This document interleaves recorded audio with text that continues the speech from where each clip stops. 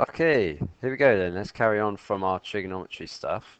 So we've learnt what the graphs look like, why they look like that. That's really important using the circle, a point moving around the circle. We understand that sine is actually the y coordinate over a radius, and cos is the x coordinate over a radius, and tan is the y coordinate over the x coordinate. Now, we can start to solve equations using this. So this says solve when sine x equals 1 over root 2. So we're trying to find the angle x. So remember sine says give me your y coordinate, give me an angle, sorry, and I'll tell you the y coordinate over the radius. So we're trying to find out what angle gives the y coordinate 1 over the radius root 2, say. Okay, that's one way of looking at it. So in your calculator, we're going to write x equals, and in your calculator, if you're in degrees, let's do it in degrees, sine to the minus 1, 1 divided by square root 2, and you get 45 degrees. So what it did was it essentially takes a circle, like I say, with radius root 2, picks the y coordinate as 1, and then measures what we just, or goes along that circle, measures 45 degrees, measures what that proportion would be, and 45 degrees would give you that proportion. Okay? But as you know, a sine graph goes on forever, like this. So it's not just sine 45, which gives 1 over root 2. And remember, sine goes between 1 and minus 1 on the y coordinates. It's not just 45 degrees, is it? This is called your principal value, 45, because that's the first value, the first positive value that comes out on your calculator. But you can see that this x coordinate here gives 1 over square root 2. This coordinate here, x coordinate, gives also a value, a y value of 1 over root 2. So does this one. So does this one. So does this one. And it goes on forever. So, in theory, I've got infinite solutions, don't I? So what I need to do is I need to give a domain. And I need to give some constraints on here. What am I actually interested in? Well, I'm only really interested in if I want to spin, let's say I want to spin a drill around a circle in a circular way, and I only want it to go down a certain measure. I only want to drill it maximum kind of 360 degrees. So you can see that 360 degrees, I've got two solutions. Now we could use, lots of people are going to use this graph method like this. I've illustrated how the graph method would work, but we're going to use the cast method. So all silly Tom cats. Remember, this corresponds to what's positive in what quadrant, okay? So if this was kind of our circle, 45 degrees, always measured from this line here. 45 degrees is here, isn't it? Yeah? Sine is positive here. So where else is sine positive? Well, it's in this quadrant, isn't it? Okay? And you can see from the graph that if this is 45 degrees space here, between this and this would also be 45 degrees. So that's 45 degrees there. Do you see? Because it's symmetrical. It's symmetrical about that divide line. So here's the divide line. Do you see? So the cast is just a representation of how the graph works. Because remember, this is a point moving around a circle. That's where this graph came from. This graph wouldn't exist without cast. So I like to use cast method. So you can see here 45, 45. So what angles do we have? 45. And how much else have we gone round? Well, from this line to this line here, I've gone round 180 degrees minus 45. So 135 degrees. 135 degrees, do you see? But as sine has a period of 360 degrees, you can see that this is repeated every 360 degrees. Yeah? So I could keep adding 360 degrees to this solution. So 45 plus 360, that's 405 degrees. 405 degrees would give exactly the same value of sine for, We give exactly the same value of 1 over root 2. So 405 degrees. 135 plus 360. 495 degrees would give exactly the same value. Okay? But I'm only interested in x being between 0 and 360 degrees. So that is my final answer. Alright? Let's move on. Hopefully this is starting to make sense. Let's do when tan x equals root 3. So we know what the graph of tan x looks like. So if we go tan x equals tan to the minus 1, that means so inverse tan. So in other words, tell me what angle was used to get root 3. It's 60, sorry, root 3 here. So x equals 60 degrees. And this is, remember, is our principal value. So our first value. Using cast again to help me. So all silly tom cats. So tan is positive, and our first value is 60 degrees. Tan is also positive here. So always comparing with the axes here. There's 60 degrees. So I've gone 60 degrees round first, and then 180 plus 60 degrees. So 180 plus 60 is 240 degrees. Do you see? And it marries up with the curve perfectly. You know you've got an asymptote at 90 degrees, and minus 90 degrees, and 0. So here's my curve like that. Asymptote here, so this is 180 degrees, this is 270 degrees. Let's look at 60 degrees. 60 degrees is about there. There you go. That's root 3. Which also gives you the same value here, which is your 240 degrees, which would also give you the same value, same value, same value. Remember the period is 180 degrees. So let's look at my domain this time. It's between 360 degrees and minus 360 degrees. So I take my 60 degrees originally, and remember the period's plus 180. So 60 plus 180, as expected, gives me my 240. Plus 180 to that, I get 420. But 420 degrees is too big. It's outside of my domain. So I need to now go the other way. So I'm now looking at the graph towards this side, do you see? So I can now start subtracting 180 from 60. So 60 minus 180 is minus 120 degrees. So tan of minus 120 gives exactly the same.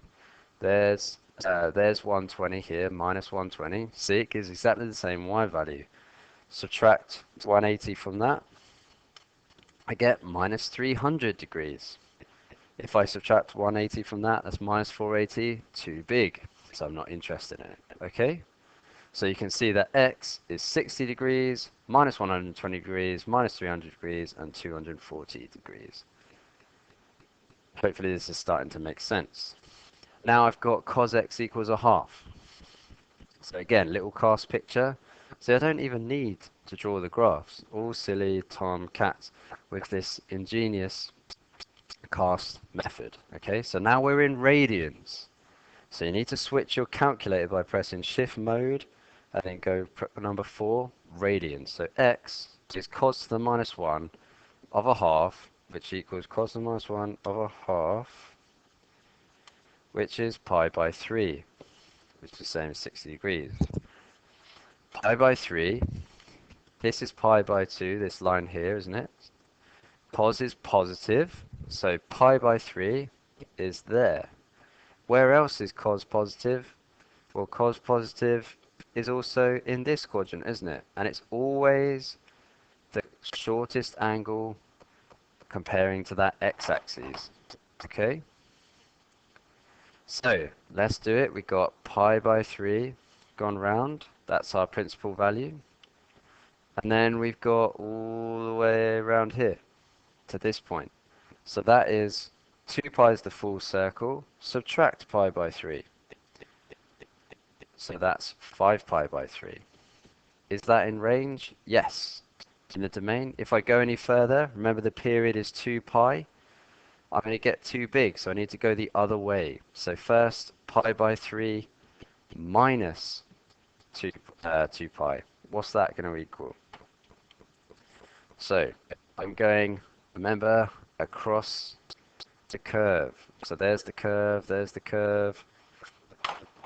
I'm going pi by 3 first, that's here. And then our second one of 5 pi by 3. And look, you can see here and here, they all give you the same y value. And the period is 2 pi. So pi by 3, subtract 2 pi. That's minus 5 pi by 3. And if I did it again, so answer minus 2 pi, too big. Minus 11 over 3 pi, too big. So now we move on to the second solution. 5 pi by 3, subtract 2 pi, minus pi by 3. Can you see that as cos is symmetrical, that you're just going to get plus or minus the same answers if it's in the same domain, because it's symmetrical. So another way to look at this is saying that cos is pi by 3, and that's always anti-clockwise is positive, yeah? So anti-clockwise is positive, or cos is minus pi by 3. Can you see? So if you started this off by going cos to the minus 1 over half is pi by 3, but then the other solution's always going to be negative that principal solution. So I always go pi by 3, then minus pi by 3. And now you can start adding your period to that. So pi by 3 plus 2 pi is 5 pi by 3. Pi by 3 minus 2 pi, too big, too small, sorry. Minus pi by 3 plus 2 pi gives you a 5 pi by 3. Sorry, that one's connected to that one, isn't it? Pi by 3 plus 2 pi is going to be too big. Minus pi by 3 minus 2 pi, too small. Pi by 3 minus 2 pi will give you your minus 5 pi by 3. So you see, plus or minus the same answers. Let's look at this third one. So hopefully we're starting to get this. Oh, silly Tom cats. So there's a clear procedure. For tan, all I need is one solution. So all I need is the PV, and then I just need to plus or minus 180 degrees from it every time. Not much calculation involved. For cos, all I need to do is find the PV, and then it's plus or minus, and then it's plus, and then it's going to be minus the PV as your second solution. And then I just plus or minus 360 degrees to them, to both of them. Yeah. For sine, so that's cos, that's tan. For sine, notice that I just had, on the previous slide, for sine, I just had 45 degrees, so the principal solution. So sine, I had the principal value. And then it was 180 minus the principal value. And then I just added them, subtracted the period from it. Do you see? It's fine. It's quite nice if you look at it that way. So here, I've got cos equals minus cos 40. So how do I look at that? Well, I'm just going to type in my calculator. Remember, we're in degrees again. So shift mode. Let's go to degrees. Minus cos 40 is minus 0.76604. Okay, so on my cast diagram here, okay, so minus 0.76604, so 0.76604 is there, yeah, okay, actually, sorry, let's rephrase that, that's not the angle we're looking at. So, sorry, that was my minus 0.76604. Now I'm going to cos to the minus 1 that. So cos to the minus 1, minus 0.76604. So the inverse, x is cos to the minus 1, minus 0.76604. This gives you 139.999 degrees, okay? So 139.99 degrees. It makes sense that cos here is negative. Cos is negative. Where is cos negative? Well, it's here and it's here. So cos is negative at 139.99 degrees. And remember what I said, for cos, you could look at that because it's negative here and here, isn't it? This is also 139.99 degrees, but in the negative direction, and this is the positive direction. So I'm instantly going, there's my PV, plus or minus my PV, so this is now minus 139.99, and now I can start solving it as well. So plus my 360 to both solutions, so 139.99 plus 360, too big, 499.99.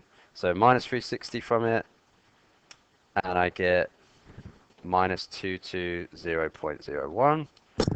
If I minus 360 again, it's too small, so minus, now moving on to my second solution, okay, of 133.99, minus 360, too small.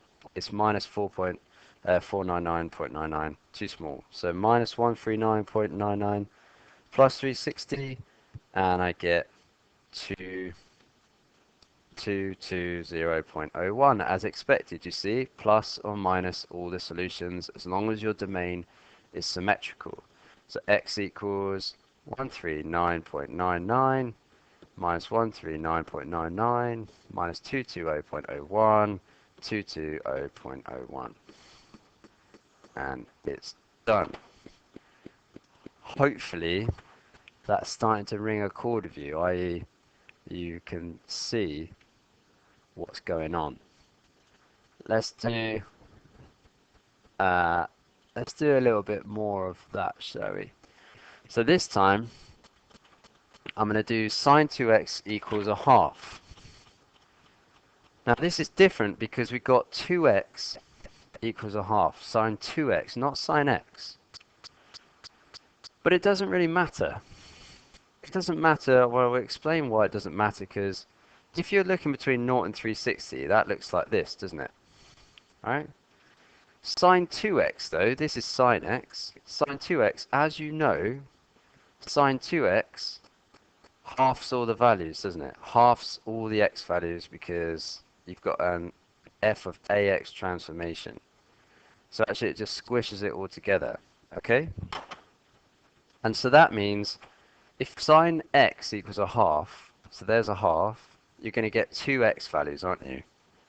But for sine 2x equals a half, between 0 and 360, because that's 360 now, that's 180 now, before that's 360 and that's 180, you're going to get 1, 2, 3, 4 solutions, okay?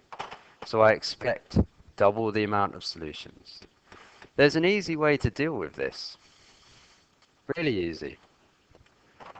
The easy way to deal with it is to just think of this as sine theta and do exactly what you do as normal.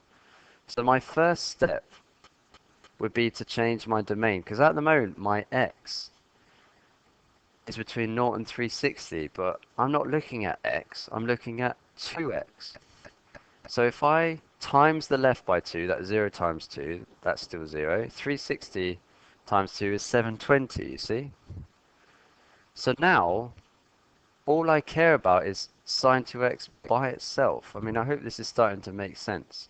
Sine 2x by itself. Let me show you what I mean. So, cast diagram, all silly tomcats, you'll see.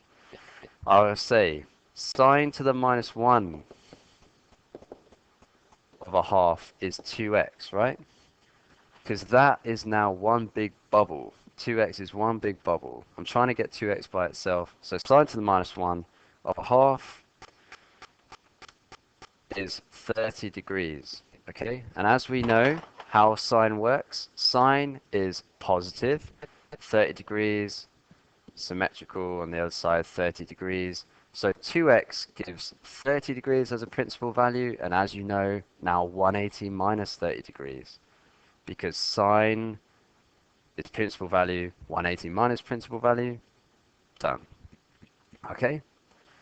Now, 2x gives 30 and 150, but the domain of 2x is between 0 and 720, so we've got a long way to go. So let's start doing it. So 30 plus its period, 2 pi, 30 plus its period, 360, gives 390 degrees.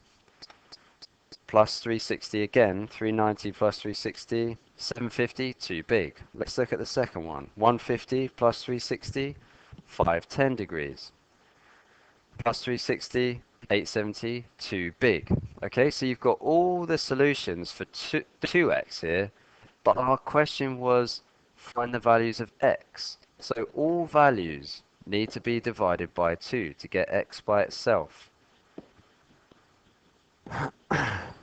So that gives you x equals 15 degrees, 75 degrees, 195 degrees, 255 degrees. Can you see? Here we go. It's done. We've found all the values between 0 and 360, and it wasn't that painful with that 2x. In a sense, what we did was we just called 2x theta, let's say. So we had sine theta is a half, and we changed our domain here to include theta instead of 2x. We worked out what theta was, and then we went backwards. So in a sense, this was theta. But then we said theta actually was 2x. So if we want to find x, we divide everything by 2. Just going to do one more of those to see if that makes sense. So this one is in radians. That might be a bit complicated. Well, let's do it anyway. This one's in radians. Okay. So this is cos this time. To me, that reads 3 cos theta, right? So I'm going to treat it like normal, except I need to adjust the domain. So your first change is always adjust the domain. So here I've got x plus pi by 4, not x. So I need to plus pi by 4 to everything. So minus pi plus pi by 4 is now x plus pi by 4, pi plus pi by 4. So this gives minus 3 pi by 4, x plus pi by 4, 5 pi by 4. And it helps actually to just put that in numbers. So what is minus 3 pi by 4? In numbers on my calculator, that's minus 2.356, roughly. And 5 pi by 4 is 3.92699. Okay? Now I can start working out this stuff.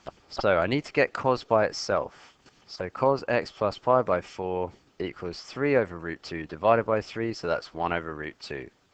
Same process as before. I'm starting to try and get x by itself, so first I need to get rid of that blob. So cos to the minus 1 of 1 over root 2 gives 1 over root 2 gives pi by 4. So make sure your calculator's in radians. Okay, that's good. And as we know it's cos, that's our principal value. From cast, or silly Tom Cats, I know pi by 4 is positive, and also cos symmetrical pi by 4, so I can instantly go minus pi by 4. Do you see? Plus or minus your solutions, your principal value. And now we can start working stuff out. So x plus pi by 4, I've got pi by 4 as one solution, and if I plus 2 pi to it, because remember its period is 2 pi, so pi by 4 plus 2 pi is 9 pi by 4, which is too big. It's too big. So nothing there. Pi by 4 subtract 2 pi though. Let's go the other way. So let's go reverse. So pi by 4 subtract 2 pi. I get minus 7 pi by 4. Too small. Too small. So let's go to our next solution. Minus pi by 4. Minus pi by 4. Plus 2 pi. 7 pi by 4. Too big. Minus pi by 4. Subtract 2 pi. Too small. So actually, these are the only solutions that are okay within my domain. But I didn't start with x equal. I did start. I'm trying to look for x equals, so I need to subtract. Move this over from all solutions. Okay? So pi by 4, subtract pi by 4, and minus pi by 4, minus pi by 4. So I get x equals 0, and x equals minus pi by 4. Minus pi by 4 is minus pi by 2. And these are your two solutions here. I hope this is starting to make sense. Okay.